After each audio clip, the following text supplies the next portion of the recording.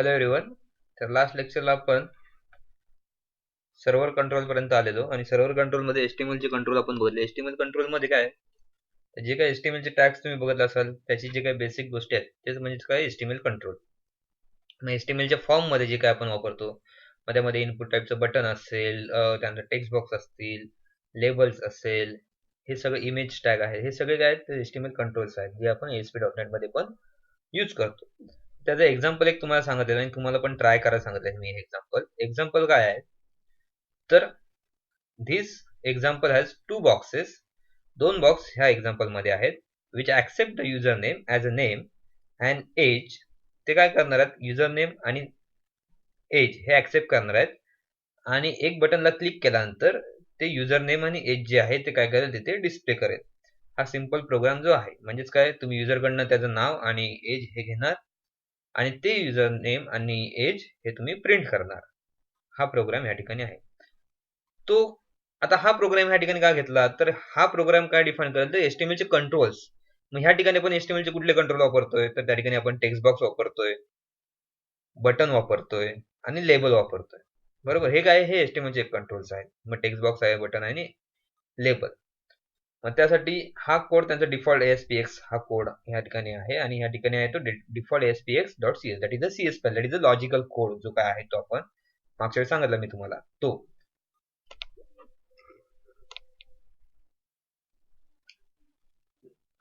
हे झाल्यानंतर हा प्रोग्राम झाला, याचं आउटपुट हे असं असेल.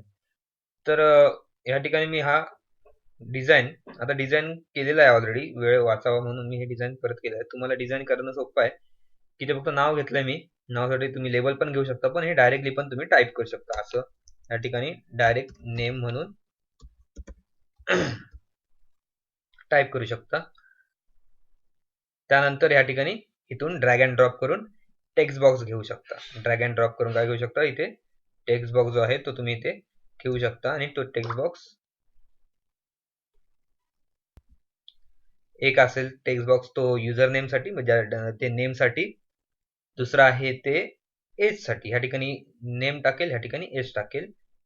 आता ह्या टेक्स्ट बॉक्सला आपण आयडी हा त्याचा बाय डिफॉल्ट आयडी आहे तोच ठेवला, टेक्स्ट बॉक्स 1 हे बाय डिफॉल्ट नाव असतं त्याचं. टेक्स्ट बॉक्स 2 हे बाय डिफॉल्ट ठेवलेलं आहे, कारण की आपल्याला समजावं, कन्फ्यूज व्हायला नको. आपण चेंज केलं तर चेंज पण करू शकतो, पण चेंज केल्यानंतर तुम्हाला तो यूज करताना पण हा आयडी तुम्हाला द्यायला लागेल. ओके, तर हे आपण ह्या ठिकाणी आयडी घेतले, दोन टेक्स्ट बॉक्स घेतले. त्यानंतर आपण काय घेतलं, इथे एक बटन घेतलं.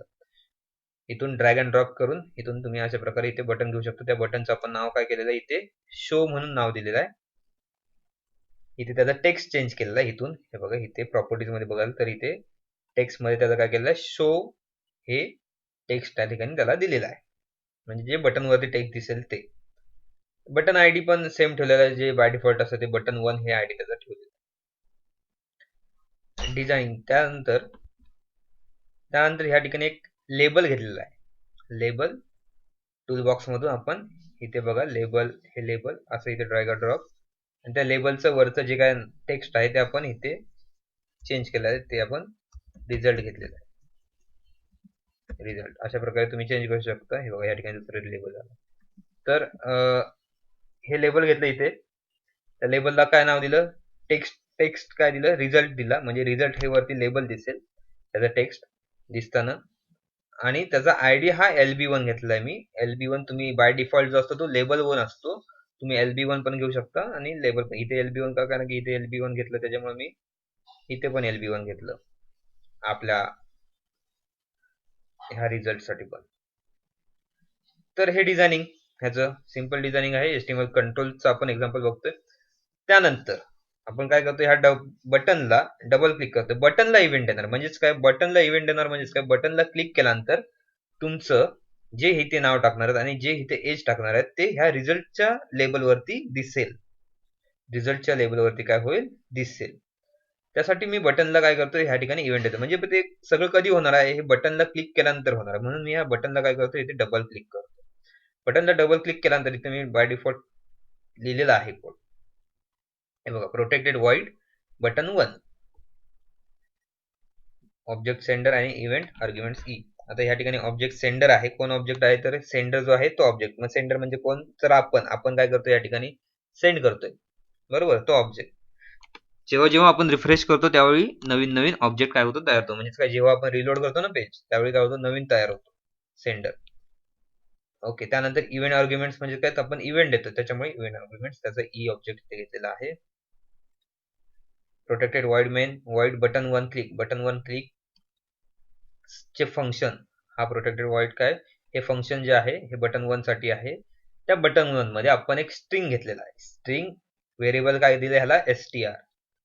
म्हणजेच ही कुठली स्ट्रिंग असणार आहे, तर ही स्ट्रिंग जी असणार आहे तुमची ही ब्लँक असणार आहे. इथे आपण ब्लँक का घेतली, ही जी स्ट्रिंग असणार आहे str, हे जे व्हेरिएबल आहे ते str व्हेरिएबल आपलं टेक्स्ट बॉक्स 1 आणि टेक्स्ट बॉक्स 2 मध्ये असणार आहे. टेक्स्ट बॉक्स 1 आणि टेक्स्ट बॉक्स 2 मध्ये दोन्ही मी जे काय आहेत ते व्हेरिएबल या ठिकाणी एकच व्हेरिएबल वापरलेलं आहे, टेक्स्ट बॉक्स 1 साठी पण आणि टेक्स्ट बॉक्स 2 साठी पण. आता हे व्हेरिएबल डिक्लेअर केलं आणि ह्या ठिकाणी काय केलं मी, हे एम्प्टी दिलंय. एम्प्टी का दिलंय, कारण की इथे युजर काय करणार आहे, इनपुट देणार. त्याच्यासाठी मी इथे काय केलंय, व्हेरिएबल हे एम्प्टी दिलेलं आहे डबल इनवर्टेड कॉमा मध्ये. त्यानंतर इथे str घेतलं. str नंतर काय, str मी इथे str ची value is equal to, str ची जी काय व्हॅल्यू असणार आहे ती टेक्स्ट बॉक्स 1 मध्ये जाणार आहे. टेक्स्ट बॉक्स 1 मध्ये कुठली व्हॅल्यू जाणार आहे, str ची व्हॅल्यू. ही बघा, फर्स्ट लाईन काय आपण केलं, व्हेरिएबल डिक्लेअर केलं. सेकंड लाईनला गेलं, जे काय str व्हेरिएबल आहे तुमचं string variable is plus and equal to, ते कुठे असणार आहे, ते टेक्स्ट बॉक्स 1 मध्ये, म्हणजे ह्यामध्ये text box 1 is a ID of text box, first text box. ह्या फर्स्ट टेक्स्ट बॉक्सचा हा आयडी आहे टेक्स्ट बॉक्स 1. इथे बघा, टेक्स्ट बॉक्स 1 हा काय, फर्स्ट टेक्स्ट बॉक्सचा आयडी आहे. डॉट टेक्स्ट म्हणजे त्यातली टेक्स्ट. इथे कॉन्कॅटिनेट वापरलं. प्लस म्हणजे काय, कॉन्कॅटिनेट. इज जे आहे ते आपलं डबल इनवर्टेड कॉमा मध्ये घेतलं, म्हणजेच काय होणार आहे, हे इज प्रिंट होणार आहे. इथे पण डबल इनवर्टेड कॉमा मध्ये इयर ओल्ड घेतलेलं आहे, ते काय होणार आहे, इथे प्रिंट होणार आहे. ते प्रिंट, त्यानंतर हे डबल इनवर्टेड कॉमा मध्ये आहे ते काय होतं, प्रिंट होतं. परत str घेतलं, हे काय, बरोबर ही जी स्ट्रिंग असेल टेक्स्ट बॉक्स 2 मधली स्ट्रिंग काय होणार आहे, ही जॉईन होणार आहे. टेक्स्ट बॉक्स 2 मधली स्ट्रिंग जॉईन होऊन ह्या लाईन बरोबर काय होईल, प्रिंट होईल. टेक्स्ट बॉक्स 1 मधली स्ट्रिंग जॉईन होऊन या लाईन बरोबर काय होईल, प्रिंट होईल.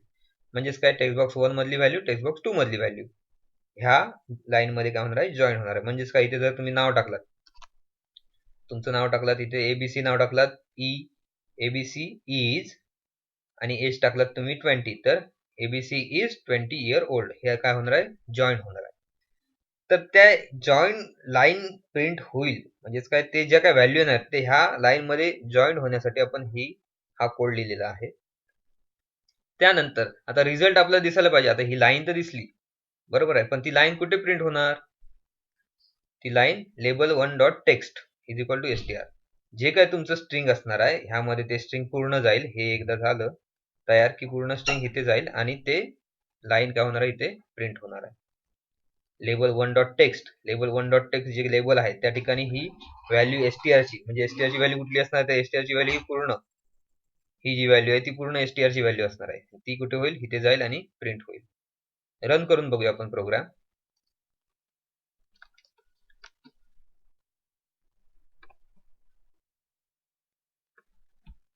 रन मध्ये बघा, इथे मी नाव लिहितो माझं आणि ते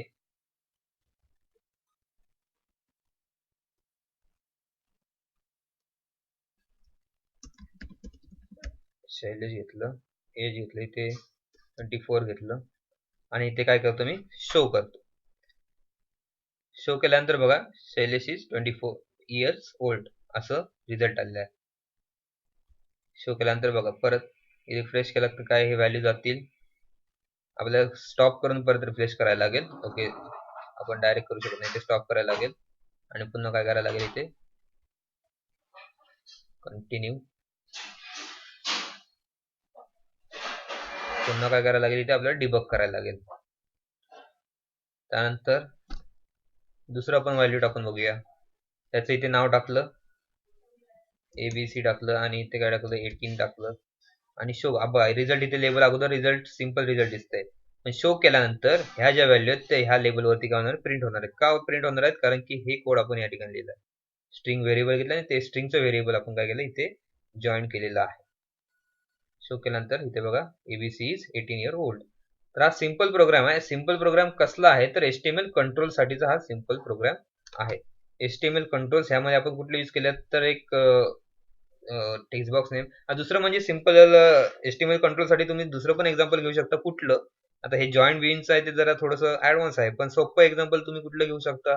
सोपं एक्झाम्पल म्हणजे तुम्ही नाव टाकलं, ते नाव फक्त डिस्प्ले केलं एवढंच. हे पण एक्झाम्पल तुम्ही घेऊ शकता. सिंपल कुठलं एक्झाम्पल तर हे तुम्ही काढून टाकूया आपण एज, फक्त नाव पण डिस्प्ले करू शकतो आपण. एज काढलं, ते जॉईन करायचं राहू दे, लांब आहे, पण फॉर्म कंट्रोल साठी सिंपल फॉर्म कंट्रोल मध्ये मग काय इथे नाव जे टाकाल ते काय होईल ह्या रिझल्ट मध्ये डिस्प्ले होईल. ते एक्झाम्पल आपण बघूया. त्यासाठी काय करायला लागेल आपल्याला फक्त इथे की हे सगळं काढून काय घ्यायला लागेल, एक स्ट्रिंग व्हेरिएबल घ्यायला लागेल. स्ट्रिंग व्हेरिएबल काय ते तुमचं नाव प्रिंट होणार आहे म्हणून व्हेरिएबल घेतलं इथे स्ट्रिंग व्हेरिएबल. ती व्हॅल्यू कुठे जाणार आहे टेक्स्ट बॉक्स 1 डॉट टेक्स्ट मध्ये, म्हणजे टेक्स्ट बॉक्स 1 मध्ये तुमची स्ट्रिंगची व्हॅल्यू जाईल, बरोबर आहे. आणि ती व्हॅल्यू प्रिंट कुठे करायची आपल्याला, label 1 lb1 dot text is equal to str. ती व्हॅल्यू कुठे करणार आपण प्रिंट, तर लेबलच्या इथे प्रिंट करणार. म्हणजे स्ट्रिंग कुठली व्हॅल्यू, टेक्स्ट बॉक्स 1 मधली व्हॅल्यू, त्याला आपण व्हेरिएबल काय दिलं, स्ट्रिंग दिलं, str दिलं, ते व्हेरिएबलची व्हॅल्यू इथे येईल, स्टोर होईल आणि इथे स्टोर झालेली व्हॅल्यू ह्या लेबलला काय होईल, इथे प्रिंट होईल. Simple example for the form controls. हे आपण रन करून बघूया होतंय का.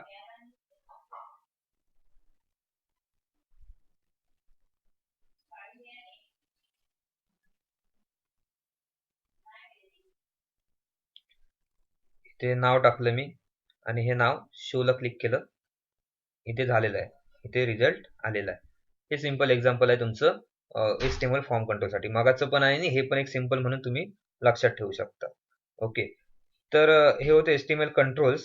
त्यानंतर आपल्याला बघायचं आहे नेक्स्ट पॉइंट जो आहे तो आहे व्ह्यू स्टेट. तर व्ह्यू स्टेट काय करतो, when the data to be store in is a small and try to avoid secure data, view state is used. View state is a mechanism that automatically save the value of the page items just before rendering the page. So it stores the item added to the page view state property as hidden for fields on the page.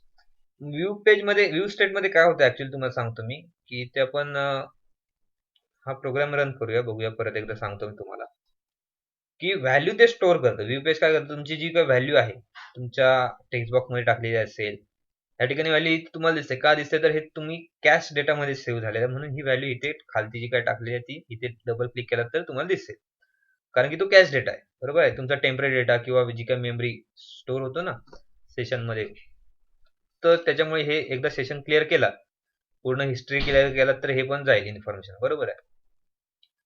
तर ही अशी store होते. पण view state मध्ये काय होतं, view state मध्ये मी इथे नाव टाकलं, हे नाव टाकलं आणि शो केलं, काय आलं इथे नाव डिस्प्ले झालं, बरोबर आहे.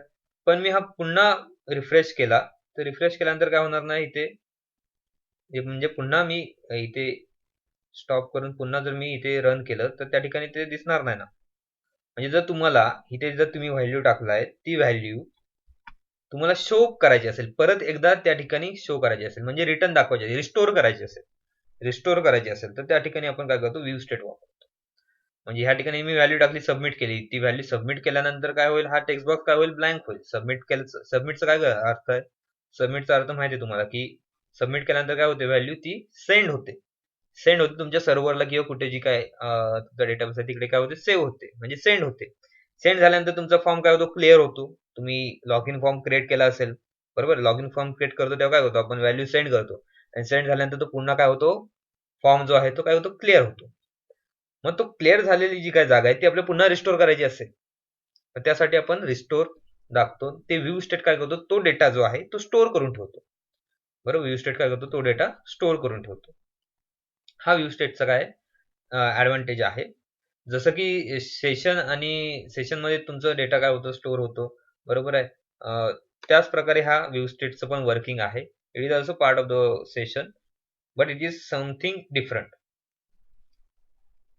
So the single hidden field contains all the view state values for all the page control, because view state is just sent to the client browser and then returned to the server is in the form of hidden input control on our page. Storing a significant amount of data in view state can increase our page size and can affect our page performance. So data तुमचा त्या कॅशमध्ये save राहिला किंवा त्या सेशनमध्ये save राहिला large amount of data, तर तुमचं पेज लोड व्हायला किंवा पेज लोड पेक्षा तुमचं जे काही ब्राउझर आहे ते वर्किंग करायला काय होऊ शकतं, स्लो होऊ शकतं. का स्लो होऊ शकतं? कारण की त्याच्यामध्ये डेटा वाढलेला आहे. कुठल्या पण ऍप्लिकेशन मध्ये डेटा एकदा जास्त झालं तर ते ऍप्लिकेशन काय होतं, स्लो होतं. बरोबर आहे. त्याच प्रकारे व्यू स्टेट मध्ये पण होऊ शकतं, कारण की ब्राउझरचा डेटा हा कुठे होतो स्टोअर, तर ब्राउझरचा डेटा कुठे होतो स्टोअर, तुमचा सेशन कॅश डेटा जो आहे त्यामध्ये सेव्ह होत असतो. म्हणजे काय, ते ब्राउझरचं डेटा आहे. ब्राउझर म्हणजे जे आता मी गुगल क्रोम वापरतो ते कुठलं ब्राउझर आहे, त्या ब्राउझर मध्ये जर हिस्ट्री मध्ये गेलात तर हिस्ट्री मधून तुम्हाला सगळं जे आहे ते सेशन स्टेट कॅश हे सगळं दिसतं. तो डेटा तिथे सेव्ह असतो, ब्राउझरला सेव्ह, जोपर्यंत तुम्ही क्लिअर करत नाही. पण तुम्हाला जर तो डेटा रिटर्न पाहिजे असेल तर तुम्ही काय करू शकता, इथे व्यू स्टेट वापरू शकता. ते कसं वापरू शकतो ते आपण एका एक्झाम्पल मधून बघूया. तर याचे ऍडव्हान्टेज कुठले आहेत, तर याचे ऍडव्हान्टेज कुठले, तर नो सर्व्हर रिसोर्सेस, सर्व्हर रिसोर्सेसची ह्याला गरज नाही. त्यानंतर आहे view state इन्शुअर्स security because it store the data in encrypted format. Encrypted format मध्ये काय होतं, डेटा स्टोर होतो. म्हणजे तुम्ही जर रिटर्न करताय तर तुम्ही म्हणाल सर रिटर्न करतो म्हणजे तो कुठेतरी डायरेक्ट स्टोर होत असेल, तर तो तसा स्टोर होत नाही डायरेक्ट. म्हणजे तुमचा प्लेन टेक्स्ट मध्ये स्टोर होत नाही, तो डेटा जो आहे इन्क्रिप्टेड फॉर्मॅट मध्ये स्टोर होतो, म्हणजे कोणीही तिथे ऍक्सेस करू शकत नाही.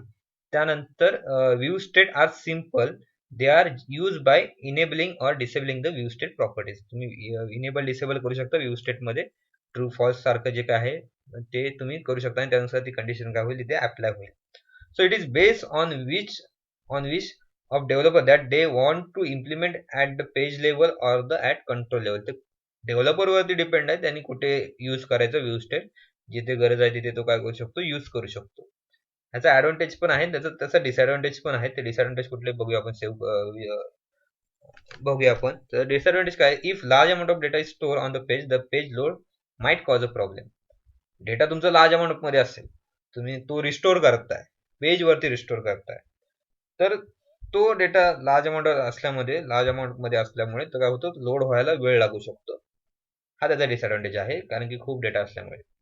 दुसरा गोष्ट disadvantage, does not track across page. View state information does not automatically transfer from page to page. View state काय करतं, इन्फॉर्मेशन तुमची डायरेक्ट ऑटोमॅटिकली ट्रान्सफर करत नाही. तो कुठलाही डेटा काय करत नाही, ते ट्रॅक करत नाही, कुठलाही पेज क्रॉस ट्रॅक करत नाही. त्याच्यामुळे तो डायरेक्ट काय करत असतो, हे करत असतो, ऍक्सेस करत असतो डेटा.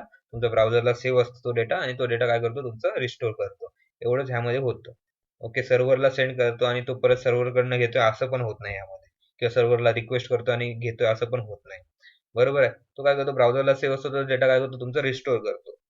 असं आहे. जसं तुम्ही क्लिअर करता, क्लिअर फील्ड केल्यानंतर काय होतं, डेटा क्लिअर होतो. बरोबर आहे. तो क्लिअर झाल्यानंतर तुम्ही तो रिस्टोर करू शकता. हा याचा एक ऍडव्हान्टेज आहे व्यू स्टेटचा. तर आपण व्यू स्टेटचं एक्झाम्पल बघूया विजुअल स्टुडिओ मध्ये. तर त्यासाठी मी हे इथून क्लोज करतो आपलं प्रिव्हियस एक्झाम्पल आणि पुन्हा एक ब्लँक वेबसाईट घेतो. न्यू ला जाऊन स्टॉप,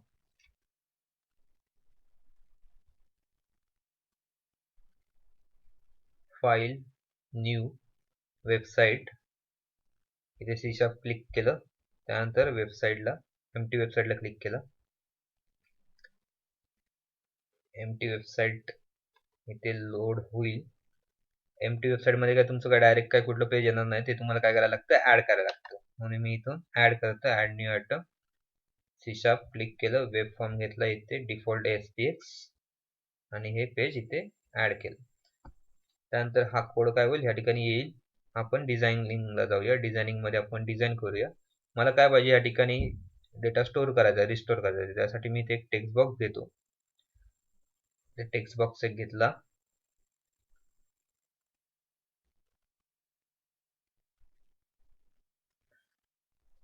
टेक्स्ट बॉक्स मध्ये इथे मी एक बटन घेतो.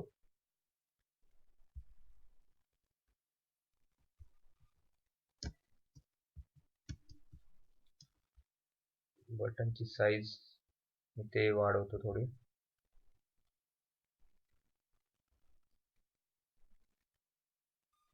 ओके, हे बटनला इथे नाव देतो क्लिअर आणि सबमिट.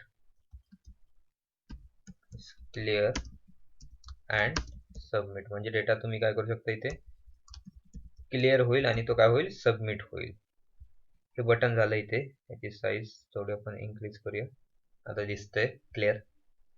त्यानंतर नेक्स्ट आणखीन एक बटन घेऊयात. ते आपण कशाला घेऊया, तर रिस्टोर करण्यासाठी, डेटा रिस्टोर करण्यासाठी.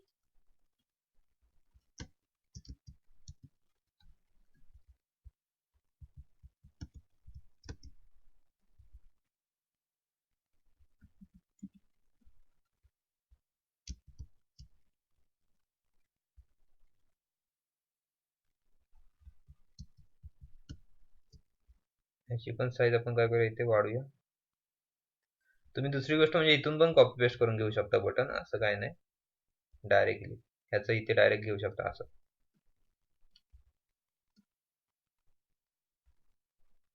मग दुसरं बटन आपण घेतोय रिस्टोर साठी. ह्याचं मी टेक्स्ट चेंज करतो. ह्याला नाव देतो रिस्टोर. ह्याला क्लिक केल्यानंतर काय होईल, तुमचा डेटा रिस्टोर होईल आणि त्यावर दुसऱ्या बटनला क्लिक केल्यानंतर तुमचा काय होईल, डेटा सबमिट होईल, क्लिअर होईल. हा टेक्स्ट बॉक्स मधला डेटा जो आहे तो. आता हे इव्हेंट आपण कुणाला देणार आहे, तर हे इव्हेंट आपण क्लिअर बटन सबमिट, क्लिअर आणि सबमिट बटन आणि रिस्टोर बटन देणार. त्यासाठी मी डबल क्लिक करतो, क्लिअर आणि सबमिट बटन, परत रिस्टोर बटन. ह्या दोघांचे पण आपण इथे कोड लिहिणार आहोत. त्यासाठी मी इथे अगोदर एक व्हेरिएबल घेतो आणि नंतर कोड लिहितो आणि कोड लिहिल्यानंतर तुम्हाला तो कोड एक्सप्लेन करतो. तर मी या ठिकाणी हा कोड लिहिलेला आहे की स्ट्रिंग घेतलं, पहिलं स्ट्रिंग माय व्हॅल्यू या नावाचं स्ट्रिंग घेतलं, जसं मगाशी घेतलं तसंच एक स्ट्रिंग घेतलं. जे स्ट्रिंग कुठं जाणार आहे, ती ह्या मध्ये जे काय व्हॅल्यू येईल ती आपण स्ट्रिंगला देणार आहे, म्हणजे स्ट्रिंग मध्ये स्टोअर करणार, व्हेरिएबल मध्ये स्टोअर करणार आहे. ह्या माय व्हॅल्यू जे व्हेरिएबल आहे त्यामध्ये स्टोअर करणार आहे. म्हणजे माय व्हॅल्यू व्हेरिएबल आहे ते कुठं असणार आहे, त्याची व्हॅल्यू कुठली, तर टेक्स्ट बॉक्स 1 मध्ये जी व्हॅल्यू असणार आहे ती माय व्हॅल्यूला जाईल, ह्या व्हेरिएबलला ती काय होईल, स्टोअर होईल. बरोबर आहे, मगाशी पण आपण सेव्ह केलं तसंच. मग text box 1 dot text string empty. हे स्ट्रिंग एम्प्टी काय, तर स्ट्रिंग एम्प्टी तुमचं एम्प्टी स्ट्रिंग आहे त्यासाठी दाखवण्यासाठी, म्हणजे टेक्स्ट बॉक्स 1 हे एम्प्टी दाखवण्यासाठी. तुम्ही डायरेक्ट एम्प्टी स्ट्रिंग कशाने करू शकता, डबल इन्व्हर्टेड कॉमाने पण करू शकता, अदरवाइज स्ट्रिंग डॉट एम्प्टीने पण काय करू शकता, करू शकता. त्यानंतर बटन 2, हे बटन 1चं काम काय, तर टेक्स्ट बॉक्स मधली व्हॅल्यू जी आहे ती ह्या व्हेरिएबलला जाईल. एवढंच ह्या बटनचं काम आहे की माय व्हॅल्यू मध्ये ती व्हेरिएबल मध्ये काय होईल, स्टोअर होईल. बटन 2चं काम काय आहे, तर टेक्स्ट बॉक्स 1 मधली जी काय व्हॅल्यू आहे ती ह्या व्हेरिएबल मध्ये स्टोअर व्हायची. तर बटन 2चं काम आहे. म्हणजे बटन 2 ला क्लिक केल्यानंतर हे व्हेरिएबल काय करेल, बटन 2 काय करेल, तर ती कॉल करेल व्हॅल्यू. ह्या व्हेरिएबल मध्ये जी व्हॅल्यू आहे ती काय करेल, कॉल करेल. ह्या व्हेरिएबल मध्ये व्हॅल्यू कुठली स्टोअर आहे, तर टेक्स्ट बॉक्स 1 मध्ये आपण व्हॅल्यू दिली आहे ती ह्या व्हेरिएबल मध्ये स्टोअर आहे, माय व्हॅल्यू व्हेरिएबल मध्ये. ओके, बटन आपलं हे प्रोग्राम जे आहे ते रन करून बघूया कसं रन होत आहे ते. इथे मी हे टेक्स्ट बॉक्स आहे यामध्ये व्हॅल्यू टाकली शैलेश आणि क्लिअर आणि सबमिटला क्लिक केली. क्लिअर आणि सबमिटला क्लिक केल्यानंतर ती व्हॅल्यू काय आली, सेंड झालेली आहे. बरोबर आहे, सेंड झाली व्हॅल्यू आणि इथे काय आलं, एम्प्टी टेक्स्ट बॉक्स आलेला आहे, म्हणजेच काय क्लिअर झालेला आहे. क्लिअरचा जो काही कोड आहे तो क्लिअरचा कोड हा व्हॅल्यू क्लिअर करण्यासाठी हा कोड आहे. हा घेतला नाही तर तुमचं व्हॅल्यू क्लिअर नाही, म्हणजे एम्प्टी. तुम्ही डबल इन्व्हर्टेड कॉमा पण घेऊ शकता, म्हणजे क्लिअर करण्यासाठी हा कोड आहे. व्हॅल्यू स्टोअर कुठली झाली, ह्या व्हेरिएबल, म्हणजे काय टेक्स्ट बॉक्स मध्ये जी व्हॅल्यू टाकणार आहे ती तुमचं व्हेरिएबल मध्ये स्टोअर व्हायला पाहिजे, म्हणून आपण हे व्हेरिएबल घेतलं आहे, स्ट्रिंग माय व्हॅल्यू. त्यानंतर मी काय करतो, त्यानंतर मी रिस्टोरला क्लिक करतो, पण रिस्टोरला क्लिक केल्यानंतर इथे काय रिस्टोर होत नाही व्हॅल्यू. म्हणजे रिस्टोरला क्लिक केल्यानंतर इथे व्हॅल्यू ऑटोमॅटिक परत यायला पाहिजे, पण तसं ते होत नाहीये. इथे बघा, रिस्टोरला क्लिक करतो काय होत नाही. इथे व्हॅल्यू टाकली, सबमिट झाली, पण रिस्टोर करायची असेल तर मला इथे रिस्टोर होत नाही ऑटोमॅटिक. तर रिस्टोर होण्यासाठी का होत नाही, तर रिस्टोर होण्यासाठी आपल्याला काय घ्यायला लागेल, इथे व्ह्यू स्टेट घ्यायला लागेल. आपल्याला इथे व्ह्यू स्टेट घ्यायला लागेल. जसं आपण इथे व्हेरिएबल घेतले, आपल्याला काय घ्यायला लागेल, व्ह्यू स्टेट घ्यायला लागेल. व्ह्यू स्टेट काय करतं, तुमचं जी काय व्हॅल्यू आहे ती रिस्टोर करतं. बरोबर. तर त्यासाठी आपण इथे व्ह्यू स्टेट, तर व्ह्यू स्टेट आपण ह्या ठिकाणी घेतलेलं आहे माय व्हॅल्यूच्या इथे, की व्ह्यू स्टेट घेतलं. व्ह्यू स्टेट मध्ये ही इंडेक्स व्हॅल्यू आहे माय व्हॅल्यू. ओके, तर माय व्हॅल्यू हे ॲरेचं इंडेक्स व्हॅल्यू काय, माय व्हॅल्यू जी आहे ती इंडेक्स व्हॅल्यू म्हणजे काय, ही टेक्स्ट बॉक्स मध्ये असणारी ती व्हॅल्यू. ती व्ह्यू स्टेट आपण इथे घेतलेला आहे. व्ह्यू स्टेट तुम्ही इथे डायरेक्ट टाईप करू शकता व्ह्यू स्टेट, आणि ते व्ह्यू स्टेट घेऊ शकता. त्याच्यासमोर स्क्वेअर ब्रॅकेट मध्ये तुमचं जे काही व्हेरिएबल आहे त्याची व्हॅल्यू तुम्ही ते नाव टाका. ती व्हॅल्यू कुठे जाणार आहे, तर टेक्स्ट बॉक्स 1 डॉट टेक्स्टला जाणार आहे. त्यानंतर ते टेक्स्ट बॉक्स काय होईल, क्लिअर होईल. बटन 1चं काम काय, तर व्हॅल्यू स्टोअर करून घेणं आणि क्लिअर करणं, सबमिट करणं, हे 2 काम. त्यानंतर बटन 2चं काम काय, तर ते रिस्टोर करणं. तर रिस्टोर कधी होणार, जर व्हॅल्यू तुमची इफ व्ह्यू स्टेट मधली जी काय व्हॅल्यू आहे ती नॉट नल. नॉट नल म्हणजेच काय, जर व्हॅल्यू तुमची इथे रिकामी नसेल, म्हणजेच काय, रिकामी नसेल तरच ती काय व्हॅल्यू रिस्टोर होणार आहे. रिकामी नसेल ते कसं सांगतो तुम्हाला मी रन करून प्रोग्राम. मग ती कशी होणार, तर टेक्स्ट बॉक्स 1 डॉट टेक्स्ट मध्ये जी व्हॅल्यू असणार आहे ती काय होणार आहे, ते रिटर्न होणार आहे. टेक्स्ट बॉक्स 1 मध्ये जी काय व्हॅल्यू आहे ती काय होणार आहे, ते रिटर्न होणार आहे. ओके, कधी जर तुमची नॉट नल असेल तर. तर हे व्ह्यू स्टेटचा उपयोग आहे. आपण काय घेतलं, मगाशी व्हेरिएबल घेतलं आणि ते व्हेरिएबल सेंड झालेलं, बरोबर आहे. त्याच व्हेरिएबलला आपण इथे काय घेतलंय, व्ह्यू स्टेट घेतलं आणि त्याला फक्त काय केलं, व्हेरिएबल आपण इंडेक्स व्हॅल्यू तयार केली. व्हेरिएबल घेतलं इथे, व्ह्यू स्टेट घेतला आणि त्याला इंडेक्स व्हॅल्यू व्हेरिएबल तयार केलं, म्हणजे नाव दिलं. व्ह्यू स्टेट मध्ये आपण काय घेतलं, स्क्वेअर ब्रॅकेट मध्ये ही इंडेक्स व्हॅल्यू, जे व्हेरिएबल द्याल ते व्ह्यू स्टेटच्या या स्क्वेअर ब्रॅकेट मध्ये तुम्हाला लिहायला लागेल. प्रोग्राम रन करून बघूया.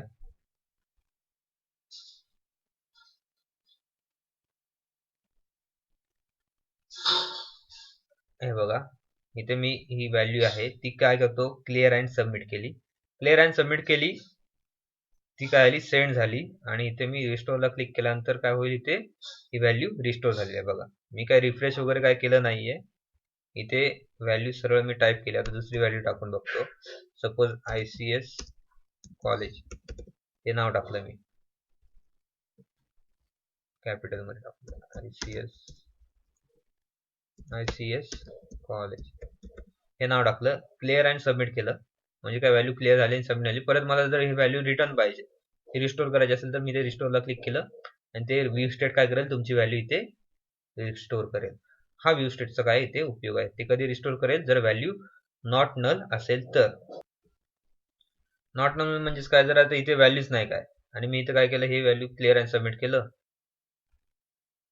तर रिस्टोर काय करेल, ते रिस्टोर करायला काय व्हॅल्यूच नाही. म्हणजेच काय, इथे जर व्हॅल्यू इथे नॉट नल असेल तरच काय होणार आहे, ते रिस्टोर होणार आहे.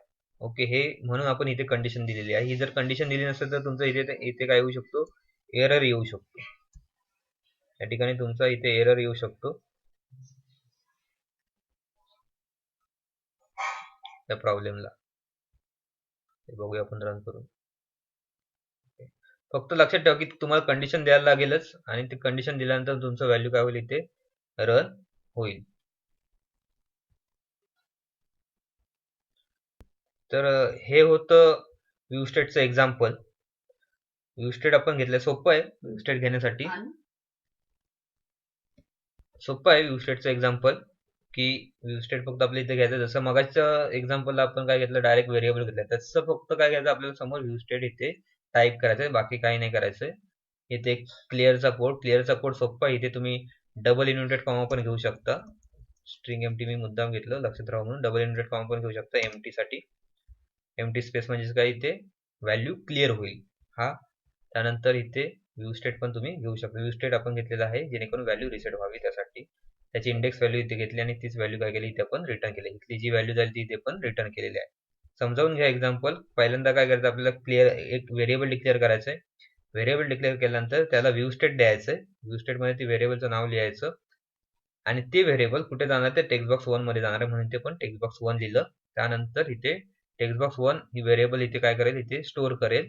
त्यानंतर टेक्स्ट बॉक्स 1 काय होईल, क्लिअर होईल. क्लिअर झाल्यानंतर बटन 2 ला जर तुम्ही क्लिक केला तर बटन 2 काय करेल, तुमचं ही व्हॅल्यू जर नॉट नल असेल, नल नाही बोलत आहे मी, नॉट नल असेल, नल असेल तर काय होणारच नाही कारण की व्हॅल्यूच नसेल तुमची.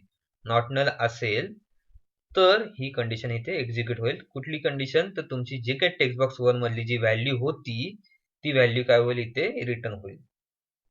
ओके, जी काय व्हॅल्यू होती ती काय होईल, व्हॅल्यू इथे रिटर्न होईल. तुम्ही रिफ्रेश केलात तर होणार नाही. तुम्ही जर त्याच पेजला असाल तरच ते होईल, म्हणजे सबमिट केल्यानंतर सपोज तुम्ही म्हणाल की इथे आता लोड झाला आहे आणि मी सबमिट केलं, इथे रिस्टोर झालं, तर इथे ही रिस्टोर झाली. परत मी क्लिअर केली आणि इथं मी रिफ्रेश केलं सपोज, आणि रिफ्रेश केल्यानंतर मी इथे रिस्टोरला क्लिक केलं तर रिस्टोर होणार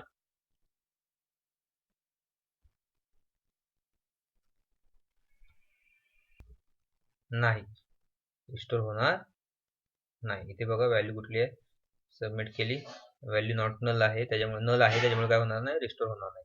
जर या ठिकाणी व्हॅल्यू असेल म्हणजे काय, तर ती रिस्टोर होईल, आणि जर काहीच व्हॅल्यू नसेल तर ती रिस्टोर होणार नाही. ओके, हे आहे व्यू स्टेटचं एक एक्झाम्पल, सोपं एक्झाम्पल आहे, लक्षात ठेवू शकतो तुम्ही इझिली. आपल्या व्हेरिएबल डिक्लेअर करायचं काय स्टेप आहे ते तुम्ही सांगा, स्टेप वाईज लक्षात ठेवा. व्हेरिएबल डिक्लेअर करणं, त्यानंतर त्याला व्यू स्टेट क्रिएट करणं आणि ती व्यू स्टेट व्हॅल्यू रिटर्न करणं, हा रिटर्न साठीचा कोड आणि हे व्यू स्टेट साठीचा कोड. सिंपल एक्झाम्पल आहे. तुमचं प्रॅक्टिसने हे एक्झाम्पल लक्षात राहतील, कारण की ह्या फक्त व्हॅल्यू आपल्याला द्यायच्या आहेत. ह्यामध्ये आपलं फक्त लॉजिकल पार्ट काय, तर हे व्यू स्टेट हे जे आहे हे एवढंच लॉजिकल पार्ट आहे, बाकी लॉजिकल पार्ट नाही ह्यामध्ये काय. ओके, तर हे होतं व्यू स्टेटचं एक्झाम्पल. आज आपण ASP.NETचे HTML कंट्रोलचं एक्झाम्पल बघितलं आणि त्यानंतर व्यू स्टेटचं एक्झाम्पल आपण या ठिकाणी बघितलेलं आहे. Okay, thank you. आपण पुढच्या लेक्चरला नेक्स्ट पॉईंट बघूया.